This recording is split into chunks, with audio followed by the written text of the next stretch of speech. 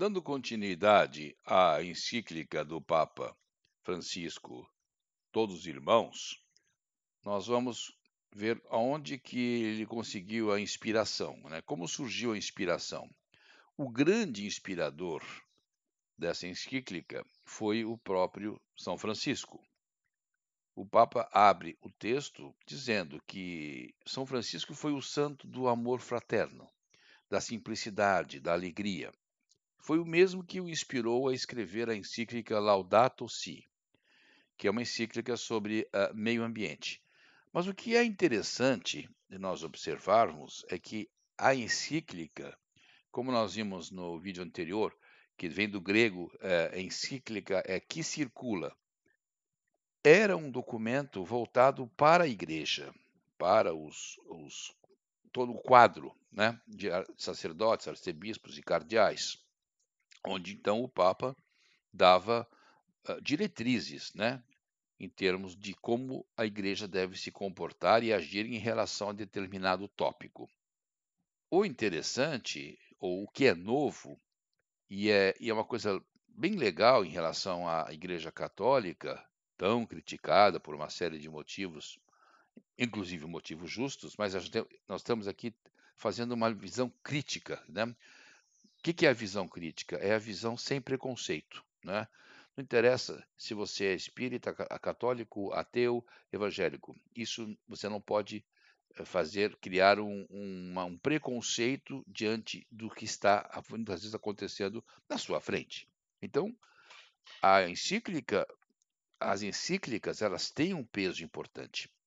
A encíclica de João 23, Pacem in Terris, né, numa época de guerras, né, o mundo se recuperando de guerras terríveis, a Segunda Guerra foi terrível. O Papa, ele dirige a encíclica, pela primeira vez ele dirige a encíclica a todo o povo católico, mas ele coloca um acréscimo, e a todas as pessoas de boa vontade. Então, isto é novo, né?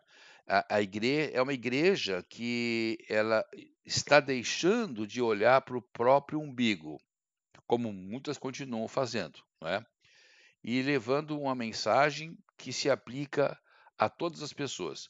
Aqui o Papa ele lembra um episódio interessante na vida de São Francisco, que ele viajou milhares de quilômetros em estradas perigosas e poeirentas para visitar um sultão, o sultão Malik al-Kamil, no Egito. E era bem na época das cruzadas, né? E o Francisco dizia que o amor das pessoas, o amor deve ultrapassar barreiras e fronteiras de toda a natureza. Então, isso faz 800 anos, o Papa Francisco salienta. O São Francisco recomenda evitar toda forma de agressão ou contenda, isso que é importante. E também viver, agora, uma submissão humilde e fraterna, agora, mesmo com quem não partilhasse a sua fé. Vejam a modernidade de Francisco, o santo, né? Eu falo santo por causa de uma tradição, não é? Não estou aqui afirmando a minha crença absoluta em existência de santos. Não é o caso, mas é mais como uma referência. Então, veja como Francisco de Assis, melhor colocando, era uma pessoa à frente do seu tempo, né? Há 800 anos atrás, ele pensava a humanidade como um todo, né? Todos os irmãos e em respeito, olha como ele falou, com quem não partilhasse da sua fé, o que naturalmente inclui pessoas, inclusive sem crença, né? E isso é uma coisa que o Papa Francisco atual também salienta, né? Ele cita os ateus nas suas orações e discursos, inclusive encíclica. Nas palavras do próprio Papa, abre aspas, naquele mundo cheio de torreões de vigia e muralhas defensivas, as cidades viviam guerras sangrentas entre famílias poderosas, ao mesmo tempo que cresciam as áreas miseráveis das periferias excluídas. Lá, Francisco recebeu no seu íntimo a verdadeira paz. Libertou-se de todo desejo de domínio sobre os outros, fez-se um dos últimos e procurou viver em harmonia com todos. Foi ele que motivou essas páginas. Outra fonte de inspiração é muito interessante. Foi um encontro que o Papa teve em Abu Dhabi com um imã, que é uma alta autoridade muçulmana, o grande imã Ahmed Al-Tayeb, nas palavras do Papa, para lembrar que, aspas, Deus criou todos os seres humanos iguais nos direitos, nos deveres e na dignidade, e os chamou a conviver entre si como irmãos. Então, isso nas palavras do grande imã. Então, o que o Papa fala é que isso não foi um mero encontro diplomático, mas foi uma reflexão que nasceu de um diálogo e de um compromisso conjunto. Outras fontes muito interessantes que o Papa cita para escrever esse texto foram cartas, muitas cartas e documentos com reflexões pessoais que ele recebeu de pessoas e de grupos, mostrando que ele tem uma personalidade inclusiva e que ele não faz a coisa da sua própria cabeça. Ele ouviu pessoas, inclusive de outras religiões. Então é uma postura bastante interessante que esse Papa Francisco tem mostrado. O Papa Francisco encerra a introdução com um texto tão belo que eu vou passar na íntegra, bem curto.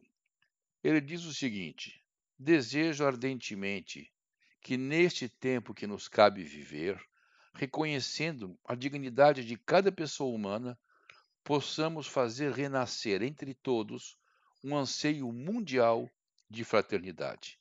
Entre todos. Aqui está um ótimo segredo para sonhar e tornar a nossa vida uma bela aventura. Ninguém pode enfrentar a vida isoladamente. Precisamos de uma comunidade que nos apoie, que nos auxilie e dentro da qual nos ajudemos mutuamente a olhar em frente. Como é importante sonhar juntos. Sozinho, corres o risco de ter miragens, vendo aquilo que não existe. É juntos que se constroem os sonhos. Sonhemos como uma única humanidade, como caminhantes da mesma carne humana, como filhos da mesma terra, que nos alberga a todos, cada qual com a riqueza de sua fé ou das suas convicções, cada qual com a própria voz, mas todos irmãos.